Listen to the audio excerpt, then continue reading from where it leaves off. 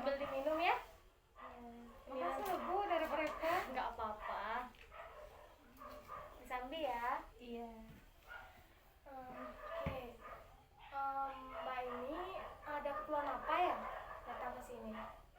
Jadi gini Bu, kemarin ada teman saya yang nyaranin saya ke sini untuk konsultasi tentang masalah saya pribadi. Oh, jadi tujuan kamu ke sini itu ingin menceritakan permasalahan ya? Iya. Permasalahan yang mungkin kamu hadapi saat ini. Iya. Oke. Nah, sebelumnya dari mana nih mbaknya? Dari Meranggi Jaya Bu.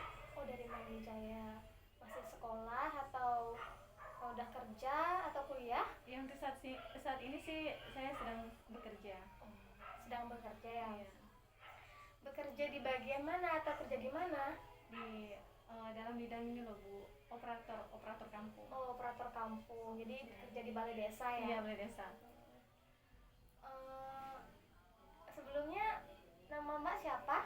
Oh, nama saya Kadek Sadri Bu. Oh, dipanggilannya siapa? Kadek aja. Oh, bisa dipanggil Kadek ya? Iya. Mbak Kadek. Nah, sebelumnya ibu perkenalkan dulu ya.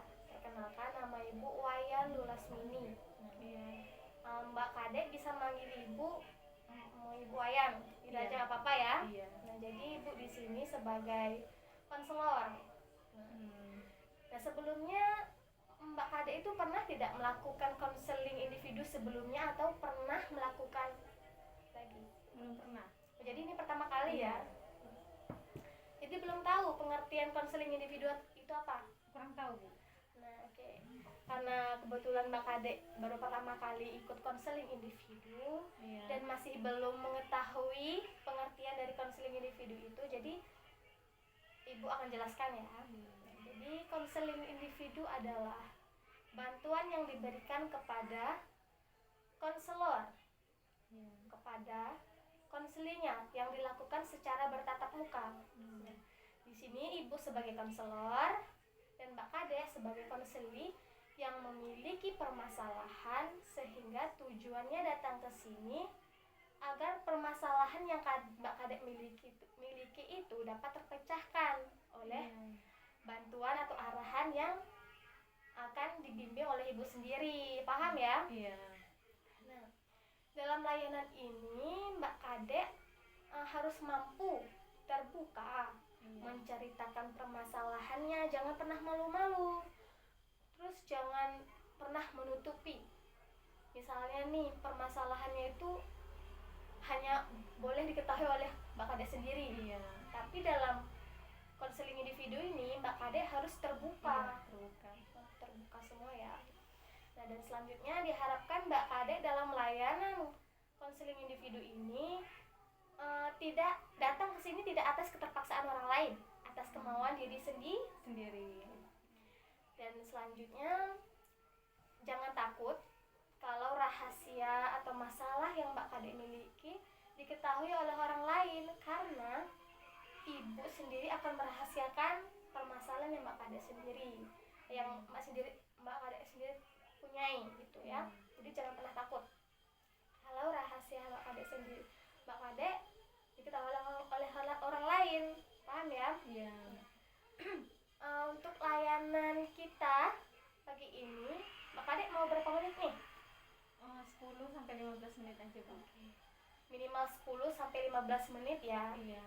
Semoga dengan waktu 10 sampai 15 menit itu ibu mampu atau kita mampu dapat memecahkan permasalahan yang Mbak Kadek miliki. Udah ya? Iya. Paham? Siap lanjut ke tahapan selanjutnya? Siap. Kita lanjut ke tahapan inti, yaitu Mbak Kadek coba ceritakan apa yang sedang mengganggu pikiran Mbak Kadek sehingga Mbak Kadek ingin menceritakannya di sini. Coba. Permasalahan saya saat ini adalah bagaimana caranya move on dari masa lalu. Contohnya seperti mantan pacar gitu. Bagaimana caranya? Oh, jadi Mbak Kadek ini tidak bisa move on ya? Iya, susah untuk move on. Pernah nggak Mbak Kadek melakukan upaya nih, saya pengen banget move on, saya udah ngelakuin ini, ngelakuin itu tapi belum bisa. Pernah nggak nyoba? Pernah. Contohnya bagaimana? Oh, kan sering sih orang-orang bilang ya, bagaimana caranya supaya kita itu bisa melupakan masa lalu, move on lah gitu. Dengan cara, kalau ada di pikiran kita itu muncul mantan, terus dilewatin lah di apa namanya itu, kalau bahasanya sekarang itu di apa sih, scroll ya, Di scroll, pokoknya dilewatkan. dilewatkan aja lah. Iya. Tapi tetap aja muncul dan muncul. Itu muncul misalnya media sosial nih, Iya, fotonya dia atau pikiran dia yang memori tentang kenangan. Iya, kenangan yang indah. Sedangkan kenangan yang buruk itu susah untuk diingat gitu. Memang Mbak Kadek benar sekali. Kalau kita mencintai seseorang dan kita memiliki kenangan yang indah, itu pasti salah satu faktor utama kita tidak bisa melupakan mantan. Karena apa? Karena dalam pikiran kita selalu mengingat hal-hal yang berkesan. Iya. Itu menjadi salah satu faktor kita susah melupakan. Sekarang ibu mau nanya lagi nih, ketika Mbak Kadek susah move on, apa sih yang sering dirasakan? Stres kah? Tidak ingin ngapa-ngapain kah? Sulit membuka hati lagi kah? Atau memang bahkan tidak mau menerima orang lain lagi? Semuanya. Iya. Coba ceritakan Mbak Kadek bagaimana bisa stres awalnya seperti itu. Stresnya ya ketika kita itu udah sayang banget, nah lalu ditinggal begitu saja tanpa sebab. Mungkin sebabnya hanya sepele, masalah sepele gitu. Itu yang membuat hati itu gimana gitu, sakit banget, susah untuk melupakan. Hati ini bertanya-tanya gitu. Bertanya-tanya mengapa bisa Iya. ditinggalkan. Iya. Apa salah saya? Mungkin Iya. seperti itu. Iya, ya, padahal di awalnya dia itu yang ngejar-ngejar terus berusaha, tapi ketika saya udah cinta, udah menunjukkan gimana itu rasa sayang itu sama dia, itu dia begitu saja pergi gitu. Di saat kita mulai sudah mencintai Iya. 100%, tapi tiba-tiba Menghilang Iya. Tanpa, karena kesalahan kecil, dia Iya. tidak mau memaafkan atau bagaimana. Memang seperti itu. Memang terkadang lelaki itu berjuang di awal, Mbak Kadek. Seperti itu. Nah, kita sebagai manusia memang, apalagi kita perempuan nih, pasti Iya. kalau kita sebagai perempuan kalau mencintai seseorang, pasti mencintai seseorang itu tidak mungkin setengah-setengah. Iya. Kita perempuan mencintai laki-laki itu pasti sepenuh hati. Kalau dia memang tulus dan kita mau menerimanya, memang seperti itu. Nah, dan apakah Mbak Kadek pernah mencoba menerima seseorang yang baru untuk mengisi hati Mbak Kadek lagi? Pernah nggak? Untuk saat ini sih belum Bisa menerima? belum. Masih teringat mantan? Iya. Mau tanya lagi nih. Ketika Mbak Kadek ada seseorang yang mendekati, lalu Mbak Kadek tidak mau mendekati, tidak mau menerima, apa yang diingatkan waktu itu? Kenapa kok bisa nggak menerima? Apakah karena takut, trauma, atau tidak cocok, tidak sesuai tipe, atau bagaimana? Lebih ke intinya sih trauma sih. Trauma karena pernah disakiti. Iya. Jadi Mbak Kadek juga mengalami stres ya, tidak bisa stres. melupakan sampai sekarang. Iya, sampai sekarang. Sampai pernah ya, 1 minggu yang lalu sampai sakit gitu. Sakit karena memikirkan hal Iya. itu. Jadi Mbak Kadek ingin terlepas dari memori Iya. itu ya. Jadi Mbak Kadek Ya ingin, bagaimana caranya pokoknya gitu. jadi begini, kita kalau sudah mencintai seseorang dengan sepenuh hati, memang benar Mbak Kadek, kita susah untuk melupakan. Apalagi kenangan yang kita jalani bersama dengan dia indah, itu pasti sulit untuk dilupakan. Nah, kalau Mbak Kadek susah move on, ingin move on, Kalau Mbak Kade ingin move on, Mbak Kade berusaha melupakan mantan, menerima orang baru. Mbak Kade kan nggak menerima orang baru nih, belum bisa menerima karena Iya. teringat mantan. Nah, kalau Mbak Kade tetap berada di zona tersebut, Mbak Kade tidak ingin menerima orang baru lagi, Mbak Kade selalu ingat, maka apa? Mbak Kade akan tetap terus berada di zona yang buruk itu. Beda dengan Mbak Kade menerima orang lain, menerima orang baru lagi, masuk ke dalam hati, mencoba menerima orang baru lagi.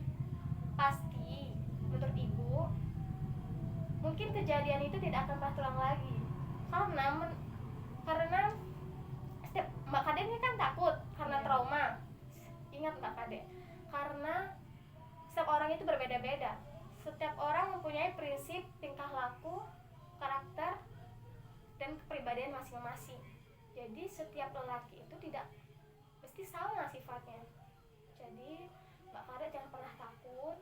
Kalau Mbak Kade ingin menerima orang baru lagi, Mbak Kade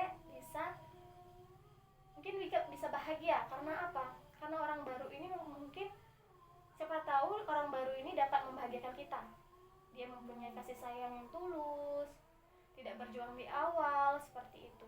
Beda lagi kalau Mbak Kade terus memikirkan mantan, berharap mantan kembali, itu akan membuat Mbak Kade sakit sendiri.